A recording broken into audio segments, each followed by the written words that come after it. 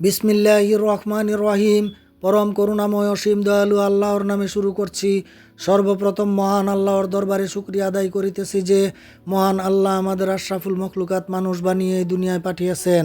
প্রিয় দেশবাসী, সারা বাংলাদেশের সকল জনগণ যাতে স্বস্তির নিঃশ্বাস ফেলতে পারেন সেইভাবে আমাদের দেশটাকে সংস্কার করতে হবে।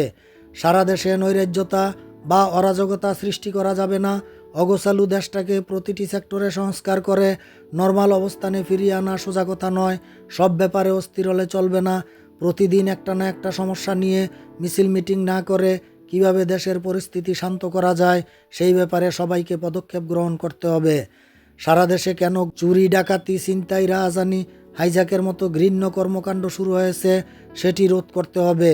আইন শৃঙ্খলা বাহিনীর সদস্যরা কঠোর হস্তে এই সকল দুষ্কৃতিকারীদের ধরে তাদের কঠিন শাস্তি দিতে হবে। এখানে কোনো প্রকার টাকা পয়সার লেনদেন চলবে না। তাই আমি আগেই আমার চ্যানেল দেশ গড়ার লক্ষ্যে 1 কোটি মানুষকে জাতীয়করণ করার কথা বলেছিলাম। এখন আইন শৃঙ্খলা বাহিনীতে আরও অনেক লোক নিয়োগ দেওয়া দরকার।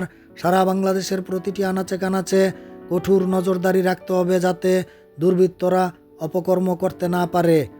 আর তাদের সাথে কোনো প্রকার আপোষ নেই। তাই আমি আগেও আমার ভিডিওতে বলেছিলাম সকল চাকরিজীবীদের বেতন বাড়িয়ে সর্বনিম্ন 40,000 টাকা থেকে শুরু করে সর্বোচ্চ 4 লাখ টাকা পর্যন্ত করতে। এতে করে চাকরিজীবীরা পর্যাপ্ত পরিমাণে বেতন পাইলে ঘুষ খাওয়া থেকে বিরত থাকতে পারবেন। আর দ্রব্যমূল্যের ঊর্ধ্বগতি রোধ করতে হলে ফসলের উৎপাদন বাড়াতে হবে। সরকারি কৃষি ফার্ম করে সেখানে সরকারি অফিসার নিয়োগ দিতে হবে।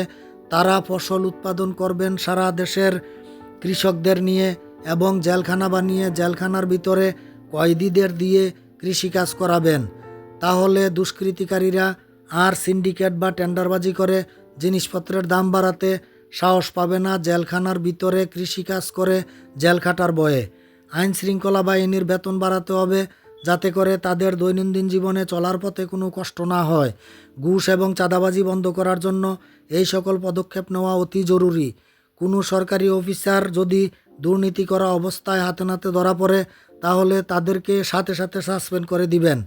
প্রয়োজন হলে দ্রুত বিচারের মাধ্যমে তাদেরকে জেল জরিমানা করবেন। তারা জেলের ভিতরে লেবারের কাজ করার ভয়ে অপকর্ম ছেড়ে দিতে বাধ্য হবে।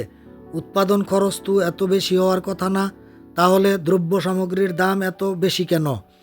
এখন তো কোনো দলকে চাঁদা দিতে হয় না, এখন তো কোনো সরকারকে চাঁদা দিতে হয় না, এখন তো কোনো আইন শৃঙ্খলা বাহিনীকে চাঁদা দিতে হয় না, এখন তো গাড়ি ভাড়াও বেশি না, কারণ ড্রাইভারদের কাছ থেকে এখন আর কেউ জোর করে চাঁদা আদায় করে না। তাহলে জিনিসপত্রের দাম বাড়বে কেন? সরকারি অফিসারদের বেতন বাড়ানো দরকার। আপনারা তো নিজেদের পকেট থেকে বেতন দিবেন না, সরকারি ফান্ড থেকেই তো বেতন দিবেন। তা এই জন্য আমার চ্যানেল দেশ গড়ার লক্ষ্যে আমি পূর্বেও আমার বিভিন্ন ভিডিওতে বেতন সম্পর্কে বিস্তারিত আলোচনা করেছি। আপনারা দয়া করে আমার সবগুলো ভিডিও দেখবেন, তাহলে বুঝতে পারবেন কেন সরকারি চাকরিজীবীদের বেতন বাড়াতে হবে। কারণ তারাই দেশের সর্বসেক্টরে দেশের সেবা করেন। পর্যাপ্ত পরিমাণে বেতন পেলে ঘুষ, চাঁদাবাজি, সিন্ডিকেট, টেন্ডারবাজি এবং দালালি বন্ধ করা সম্ভব হবে। এরপরও যদি কেউ অপকর্ম করে তাহলে সাথে সাথে অ্যাকশান নিতে হবে।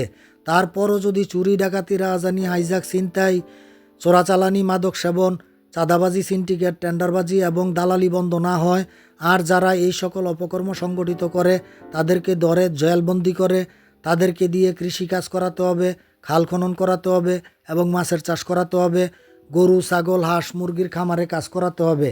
তাদের জন্য জেলখানা নির্মাণ করতে হবে বাংলাদেশের প্রত্যন্ত অঞ্চলে, যেখানে শত শত একর জমি এবং প্রশস্ত হাওর এলাকা পড়ে আছে। আর সেখানে তারা চাষাবাদ করবে, সাথে সাথে খাল খনন এবং মাছের চাষ করবে। পাহাড়ি এলাকায়ও চাষাবাদ করা সম্ভব যদি সেখানে জেলখানা নির্মাণ করা হয়। এই সকল পরিকল্পনা বাস্তবায়ন করলে আশা করা যায় বাংলাদেশের পবিত্র ভূমি থেকে সকল প্রকার অপকর্ম বন্ধ করা সম্ভব। কথায় আছে, ঠেলার নাম বাবাজি। কয়েদিরা এই সমস্ত কাজের ভয়ে দুর্নীতি করা ছেড়ে দিতে বাধ্য হবে। কারণ তারা তখন মনে করবেন জেলের ভিতরে বিনা পয়সায় চাষাবাদ করার চাইতে পরিবার পরিজন নিয়ে হক হালালভাবে কাজকর্ম করে জীবনযাপন করা অনেক উত্তম।